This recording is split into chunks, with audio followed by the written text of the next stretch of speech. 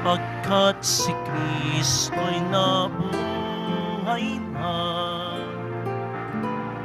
Purihin ang Diyos sa dakilang araw na ito, ating isigaw, Alleluia, Alleluia. Iwinagsi ang kasalanan, nalupig ang kamatayan. Silayan natin ng pag-asa sa pagsilang ng bagong buhay. Magalak at magsaya tayo, pagkat si Kristo'y nabuhay na. Purihin ang Diyos sa dakilang araw na ito, ating isigaw, Alleluia, Alleluia. Sa ngalan ng Ama at ng Anak at ng Espiritu Santo. Amen. Sumainyo ang Panginoon. At sumairin. Aminin natin ang ating mga kasalanan upang tayo ay maging marapat gumanap sa banal na pagdiriwang. Panginoong Jesus, binigyan mo kami ng bagong buhay. Panginoon, kaawaan mo kami. Panginoon, kaawaan mo kami. Panginoong Jesus, pinapatawad mo ang aming mga kasalanan.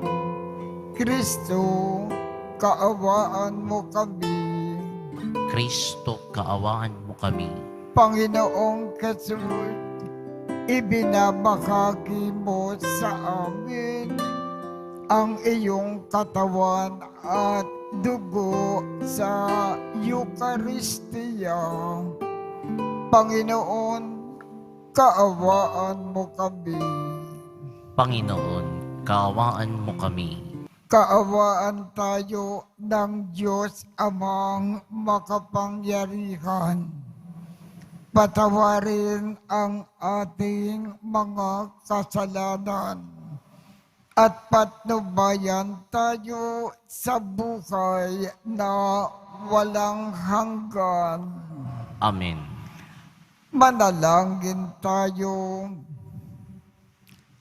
Ama naming makapangyarihan, pakundangan sa pagpapakumbaba ng anak mong masunurin.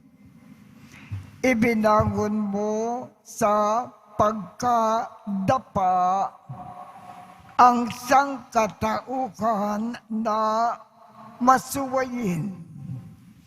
Ipagkaloob mo sa amin ang banal na kagalakan upang kaming sinagip mo sa kaalipinan ay magkamit ng iyong ligaya na walang katapusan sa pamamagitan ni Jesucristo kasama ng Espiritu Santo magpasawalang hanggan.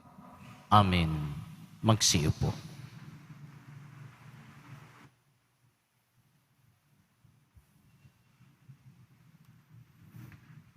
Pagbasa mula sa mga gawa ng mga apostol. Noong mga araw na iyon, nabalitaan ng mga apostol at ng mga kapatid sa buong Judea na tinanggap din ng mga hentil ang salita ng Diyos. Kaya't nang umahon si Pedro sa Jerusalem, siya'y pinunan ng mga kapatid na Hudyo. Nakituloy ka sa mga hentil at nakisalo sa kanila. Sabi nila, kaya't isinaysay sa kanila ni Pedro ang buong pangyayari, buhat sa pasimula. Nasa lungsod ako ng Joppe at nananalangin nang magkaroon ako ng pangitain. Mula sa langit ay inihugos sa kinaroroonan ko ang isang tila malaking kumot na nakabitin sa 4 na panulukan. Pinagmasdan ko itong mabuti at nakita ko roon ang lahat ng uri ng hayop, lumalakad at gumagapang sa lupa, pati may ilap at mga lumilipad sa himpapawid. At narinig ko ang isang tinig na nagsabi, "Tumindig ka, Pedro, magpatay ka't kumain." Subalit sinabi ko, hindi ko po magagawa iyon, Panginoon. Hindi ako kumakain ng anumang bagay na itinuturing na marumi o di karapat-dapat. Muli kong narinig ang tinig mula sa langit. Huwag mong ituring na marumi ang mga nilinis ng Diyos. 3 ulit na nangyari ito at pagkatapos ay binatak na pataas sa langit ang bagay na iyon. Nang sandali ring iyon, dumating sa bahay na tinutuluyan ko ang 3 lalaking sinugo sa akin buhat sa Cesarea. Sinabi sa akin ng Espiritu na huwag akong mag-atubiling sumama sa kanila.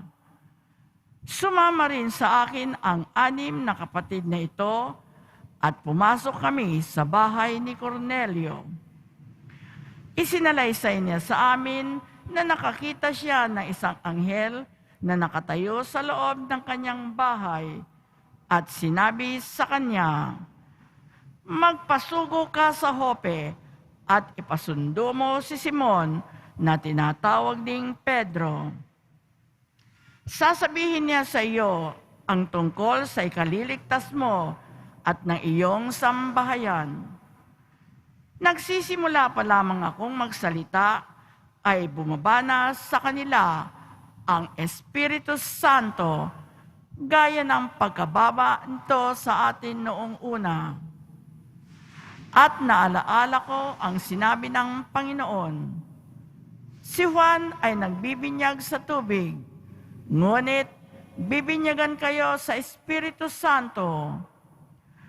Kung binigyan sila ng Diyos ng kaloob na tulad ng ibinigay niya sa atin nang manalig tayo sa Panginoong Hesukristo, sino akong hahadlang sa Diyos?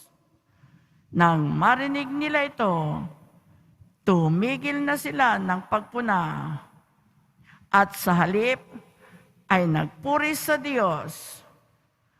Kung gayon, sabi nila, ang mga hentil may binigyan din ng pagkakataong magsisit, magbagong buhay upang maligtas.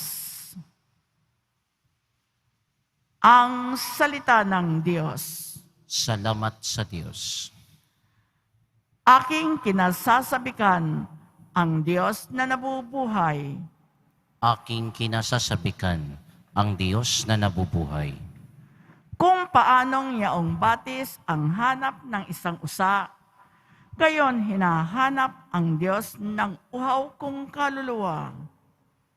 Aking kinasasabikan ang Diyos na nabubuhay. Nananabik ako sa Diyos, Diyos na buhay, walang iba. Kailan kaya maaaring sa harap mo ay sumamba? Aking kinasasabikan ang Diyos na nabubuhay. Ang totoo't ang liwanag, buhat sa iyo ay pakamtan, upang sa Siyon ay mabalik sa bundok mong dakong banal, sa bundok mong pinagpala at sa templo mong tirahan.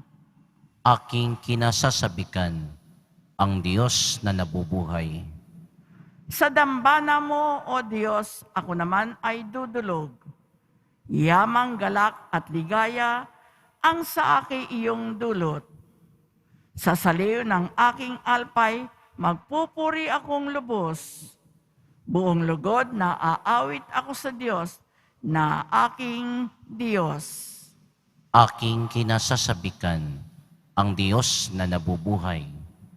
Magsitayo.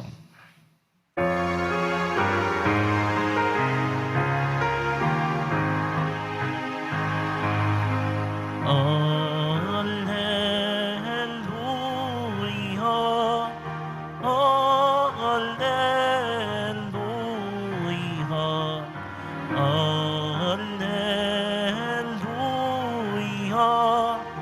alleluia, alleluia. Ako'y pastol na butihin, kilala kong tupang akin. Ako'y kilala nila rin. Alleluia, alleluia, alleluia. Alleluia.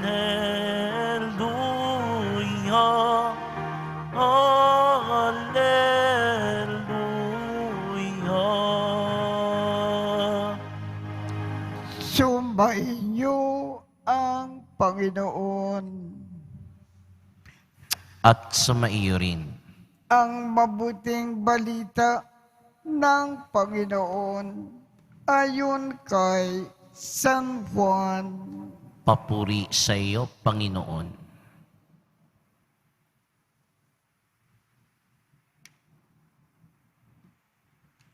Noong panahong iyon, sinabi ni Jesus, tandaan ninyo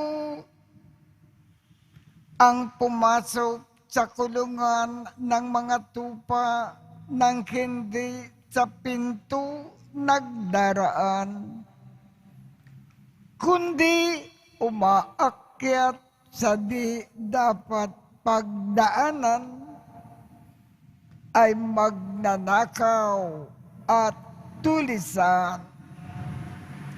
Ngunit ang nagdaraan sa pintuan ay siyang pastol ng mga tupa. Pinapapasok siya ng bantay pinto at pinakikinggan ng mga tupa ang kanyang tinig. Tinatawag niya ang kanyang mga tupa sa kanilang pangalan at inilalabas sa kulungan. Kapag nailabas na, siya ay nangunguna sa kanila at sumusunod naman ang mga tupa sapagkat nakikilala nila ang kanyang tinig. Hindi sila sumusunod sa iba, bagkus pa nga ay patakbong lumalayo sapagkat hindi nila nakikilala ang kanyang tinig. Sinabi ni Jesus ang talinghagang ito, ngunit hindi nila naunawaan ang ibig niyang sabihin.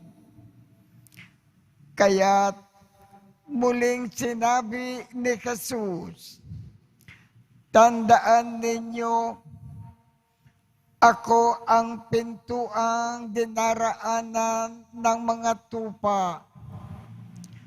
Ang mga nauna sa akin ay mga magnanakaw at mga tulisan. Ngunit Hindi sila pinakinggan ng mga tupa. Ako ang pintuan. Ang sinumang pumapasok sa pamamagitan ko ay maliligtas. Papasok siya at lalabas at makatatagpo ng pastulan. Kaya lamang pupunta rito ang magnanakaw ay upang magnakaw, pumatay, at magwasak. Naparito ako upang ang mga tupa ay magkaroon ng bukay. Isang bukay na ganap at kasiya-siya.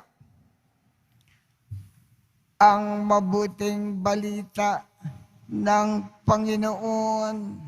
Pinupuri ka namin, Panginoong Heso Kristo. Magsiupo. Ang isang paalaala na ibig ipaabot sa atin ng Panginoon sa pamamagitan po ng ating ebanghelyo. Kung bilang mabuting mga tupa ng ating Panginoong Jesus, pinakikinggan natin lagi-lagi ang kanyang sinasabi sa atin at sinusunod natin lagi-lagi ang kanyang kalooban. Tayo ay magkakaroon ng buhay na walang hanggan. Habang nabubuhay tayo sa lupa, gaganda ang ating buhay. Magiging maayos at kaakit-akit. At pagkatapos ng ating buhay dito sa lupa, langit ang ating tungo. Yan ang ibig ipaalam sa atin ng ating Panginoong Jesus.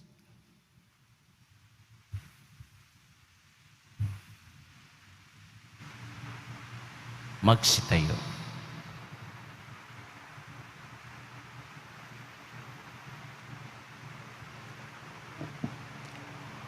Ang Panginoon ang mabuting pastor na nakakikilala sa mga kabilang sa kanyang kawan, sa kanilang pangalan.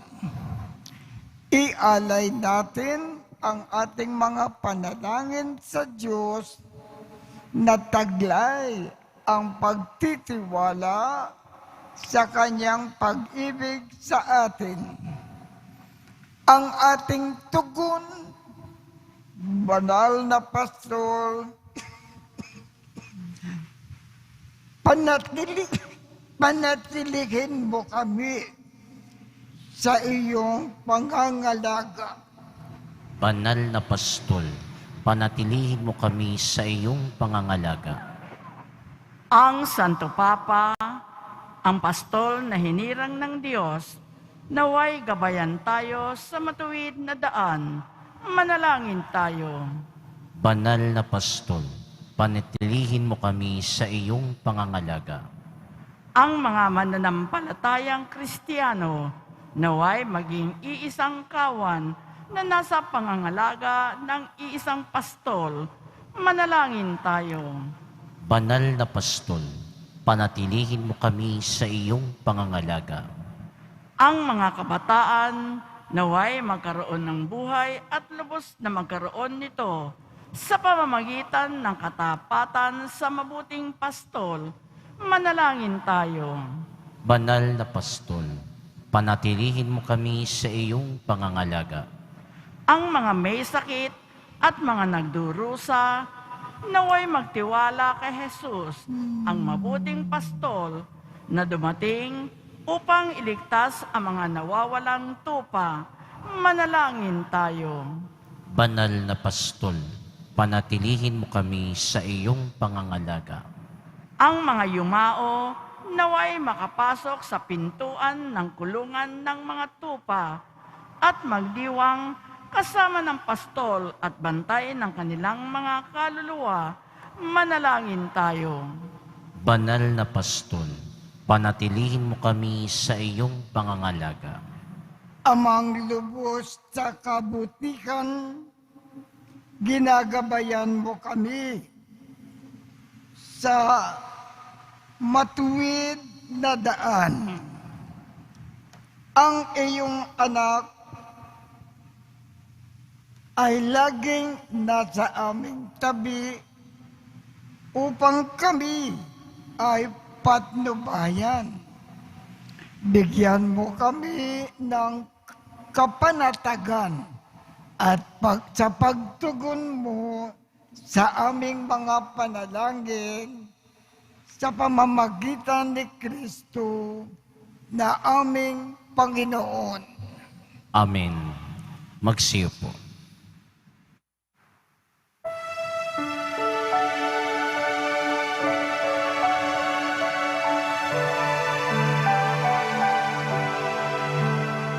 Panginoon, narito ang alay sa iyo. Nagmula sa iyong bayan, masayang nagsalo. Aming sanang mga alay, gawin mong totoo.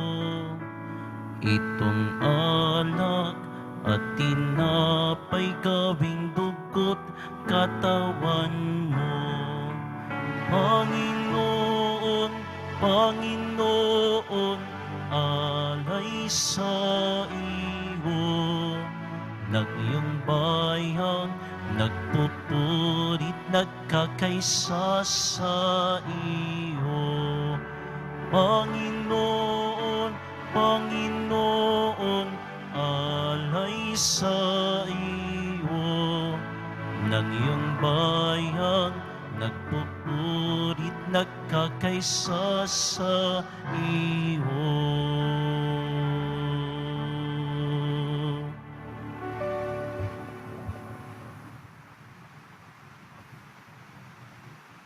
Magsitayo na po ang lahat.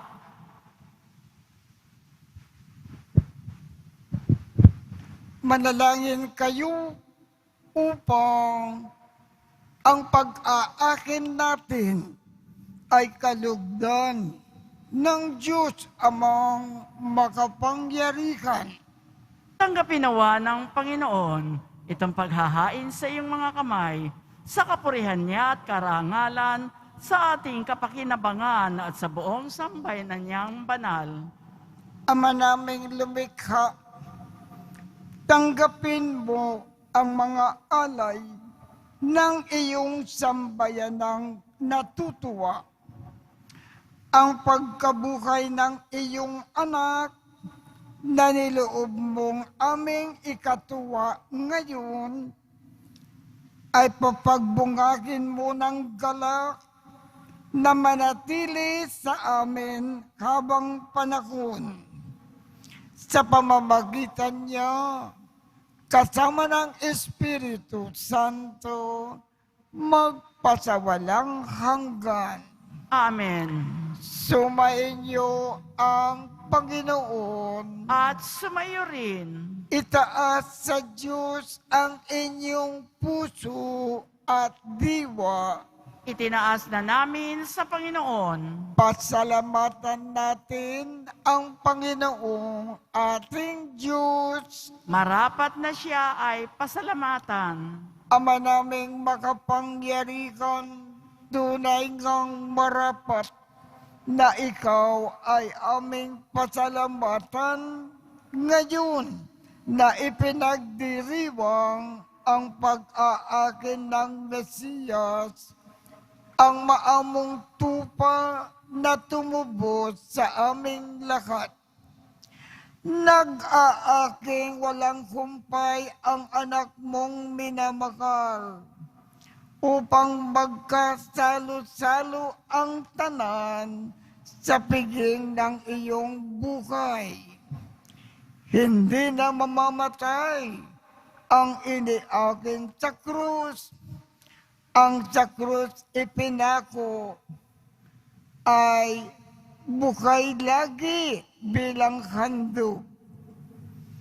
Kaya kaisa ng mga anghel na nagsisiawit ng papuri sa iyo nang walang humpay sa kalangitan, kami ay nagbubunyi sa iyong kadakilaan. Santo, Santo, Santo, Panginoong Diyos ng mga hukbo, na pupuno ang langit at lupa ng kadakilaan mo. Husana sa kaitaasan, pinagpala ang naparirito sa ngalan ng Panginoon. Husana sa kaitaasan, magsiluhod po ang lahat. Ama naming banal, ikaw ang bukal ng tanang kabanalan. Kaya't sa pamamagitan ng iyong Espiritu, gawin mong banal ang mga kaloob na ito upang para sa amin ay maging katawan at dugo ng aming Panginoong Jesucristo. Bago niya pinagtiisang kusang loob na maging handog, hinawakan niya ang tinapay, pinasalamatan kanya, pinaghati-hati niya iyon, iniabot sa kanyang mga alagad at sinabi, tanggapin ninyong lakat ito at kanin.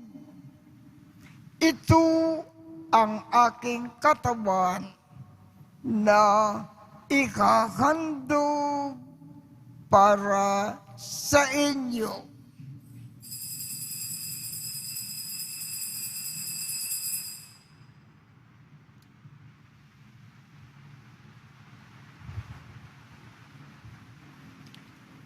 Gayon din naman, noong matapos ang hapunan, hinawakan niya ang kalis, muli kanyang pinasalamatan, iniabot niya ang kalis sa kanyang mga alagad at sinabi,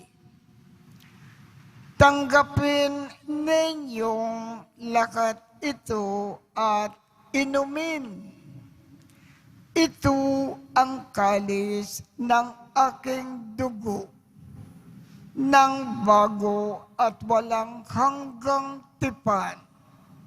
Ang aking dugo na ibubuhos para sa inyo at para sa lahat sa ikapagpapatawad ng mga kasalanan. Gawin ninyo ito sa pag-alaala sa akin.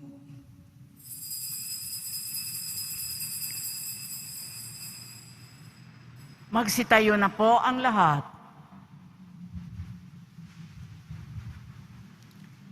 Ipagbunyi natin ang misteryo ng pananampalataya. Si Kristo'y namatay, si Kristo'y nabuhay, si Kristo'y babalik sa wakas ng panahon. Ama, ginagawa namin ngayon ang pag-aalala sa pagkamatay at muling pagkabuhay ng iyong anak. Kaya't iniaalay namin sa iyo ang tinapay na nagbibigay buhay at ang kalis na nagkakaloob ng kaligtasan. Kami ay nagpapasalamat dahil kami ay iyong minarapat na tumayo sa harap mo para maglingkod sa iyo. Isinasamo namin kaming magsasalo-salo sa katawan at dugo ni Kristo ay mabuklod sa pagkakaisa sa pamamagitan ng Espiritu Santo. Ama, lingapin mo ang iyong simbakang laganap sa buong daigdig. Puspusin mo kami sa pag-ibig. Kaisa ni Francisco, aming Papa, Jose, aming Obispo, at ng Tanang Kaparian. Alalakanin mo rin ang mga kapatid naming nakimlay nang may pag-asa na sila ay muling mabubuhay. Gayon din ang lahat ng mga pumanaw. Kaawaan mo sila at patuloyin sa iyong kaliwanagan. Kaawaan mo at pagindapatin kaming lahat na makasalo sa iyong buhay na walang wakas. Kaisa ng makal na Birhen Maria na ina ng Diyos, ng kabiyak ng puso niyang si San Jose, kaisa ng mga apostol at ng lahat ng mga banal na namukay dito sa daigdig ng kalugod-lugod sa iyo. Maipagdiwang nawa namin ang pagpupuri sa ikararangal mo sa pamamagitan ng iyong anak na aming Panginoong Jesucristo. Sa pamamagitan ni Kristo, kasama niya at sa Kanya, ang lahat ng parangal at papuri ay sa iyo, Diyos Amang makapangyarihan, kasama ng Espiritu Santo, magpasawalang hanggan. Amen. Sa tagubilin ng mga nakagagaling na utos at turo ni Jesus na Panginoon natin at Diyos, ipakayag natin ng lakas loob. Ama namin, sumasalangit ka, sambahin ang ngalan mo, mapasa amin ang kakarian mo, sundin ang loob mo dito sa lupa para nang sa langit. Bigyan mo kami ngayon ng aming kakanin sa araw-araw. At patawarin mo kami sa aming mga sala para ng pagpapatawad namin sa mga nagkakasala sa amin. At huwag mo kaming ipakintulot sa tukso at iadya mo kami sa lakat ng masama. Kinikiling namin, Ama, iadya mo kami sa lakat ng masama. Pagkalooban kami ng kapayapaan sa araw-araw. Iligtas sa kasalanan at ilayo sa lahat ng kapakamakan. Samantalang aming pinananabikan ang dakilang araw ng pagpapakayag ng tagapagligtas naming si Jesu Kristo. Sapagkat iyo ang kaharian at ang kapangyarihan at ang kapurihan magpakailanman. Amen. Panginoong Jesu Kristo, sinabi mo sa iyong mga apostol, kapayapaan ang iniiwan ko sa inyo.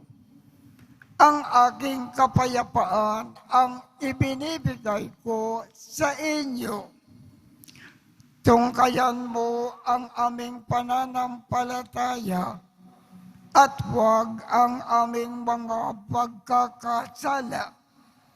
Pagkalooban mo kami ng kapayapaan at pagkakaisa ayon sa iyong kalooban kasama ng Espiritu Santo magpasawalang hanggan. Amen. Ang kapayapaan ng Panginoon ay laging sumainyo. At sumayo rin. Magbigayan tayo ng kapayapaan sa isa't isa.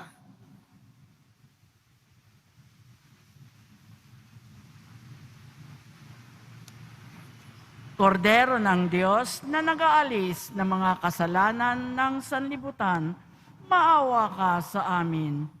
Kordero ng Diyos na nag-aalis ng mga kasalanan ng sanlibutan, maawa ka sa amin. Kordero ng Diyos na nag-aalis ng mga kasalanan ng sanlibutan, ipagkaloob mo sa amin ang kapayapaan, magsiluhod po ang lahat. Ito ang Kordero ng Diyos. Ito ang nag-aalis ng mga kasalanan ng sanlibutan. Mapalad ang mga inaanyayahan sa kanyang piging. Panginoon, hindi ako karapat-dapat na magpatuloy sa iyo, ngunit sa isang salita mo lamang ay gagaling na ako.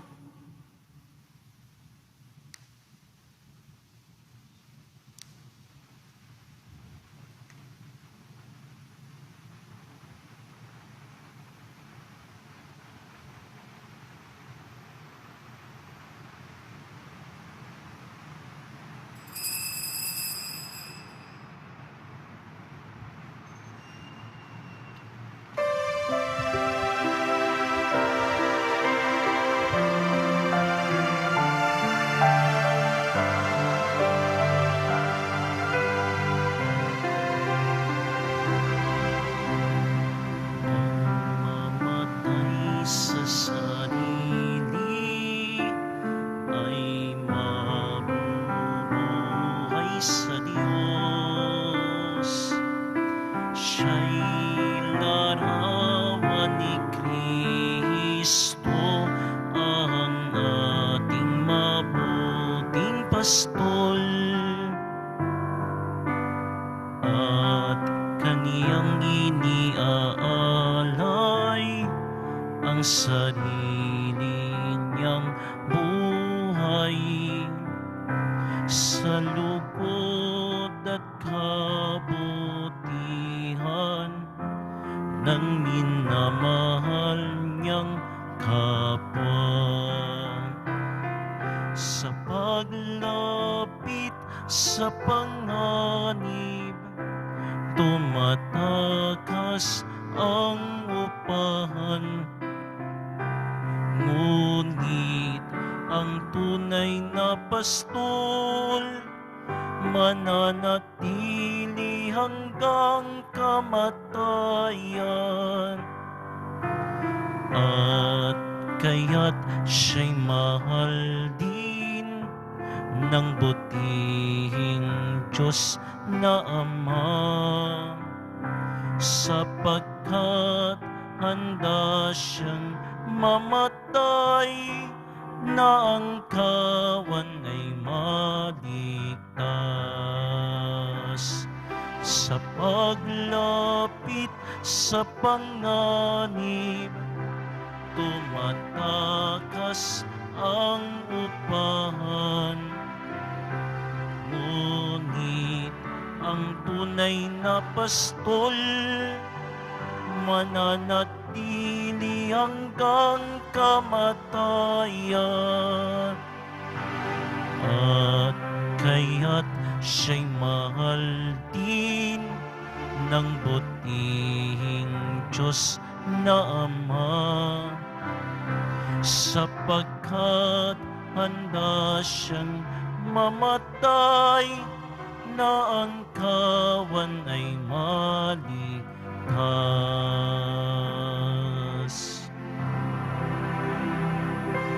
Magsitayo na po ang lahat. Manalangin tayo. Ama naming mapagmahal, tungkayan mo at lingapin ang iyong sambayanan na minarapat mo na makinabang sa piging na pangmagpakailanman. Ipagkaloob mo na kami ay maluwalhating makarating sa pagkabuhay na magtatampok sa amin sa iyong piling sa pamamagitan ni Jesucristo kasama ng Espiritu Santo magpasawalang hanggan. Amen. At pagpalain kayong lahat ng makapangyarihang Diyos, Ama, Anak, at Espiritu Santo. Amen. Tapos na po ang misa. Humayo tayong mapayapa. Salamat sa Diyos.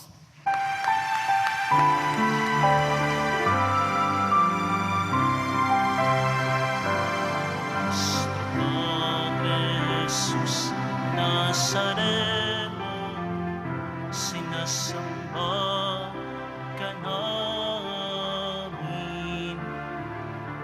pinipinto ka namin, aral mo ang aming buhay at kaligtasan.